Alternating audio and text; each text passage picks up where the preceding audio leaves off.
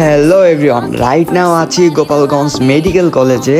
তো এই মেডিকেল কলেজটা কিন্তু গোপালগঞ্জের ভিতরে সব থেকে সুন্দর কলেজ। তো এইটা কিন্তু গোপালগঞ্জ নবীনবাগ এলাকাতে কিন্তু অবস্থিত। তো আমি, আমার আপু আর আমার আম্মু তিনজন মিলে বিকালে ঘুরতে চলে আসলাম এই জায়গাতে।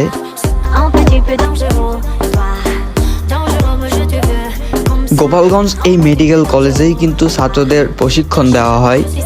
আর ভিউয়ার্স, এই কলেজটা কিন্তু 36 একর জমির উপরে নির্মিত। আর এই কলেজে কিন্তু 10 তলা বিল্ডিং আছে। এখানে কিন্তু 500 সজ্জার মানুষজন এসে কিন্তু চিকিৎসা গ্রহণ করতে পারবে।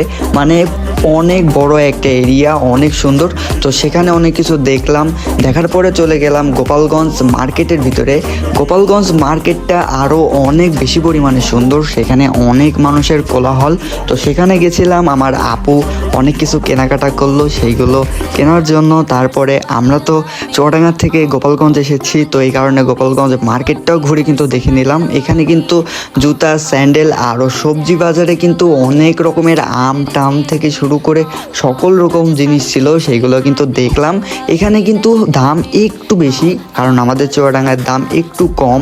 তো এখানে এসে অনেক কিছু দেখলাম, অনেক কিছু কিনলাম। তারপর এখান থেকে আমরা সরাসরি বাসায় চলে গেলাম। তো এইখানে এই চিংড়ি মাছগুলোর দাম নিল মাত্র 800 টাকা। আর রাতের গোপালগঞ্জ কিন্তু অনেক সুন্দর।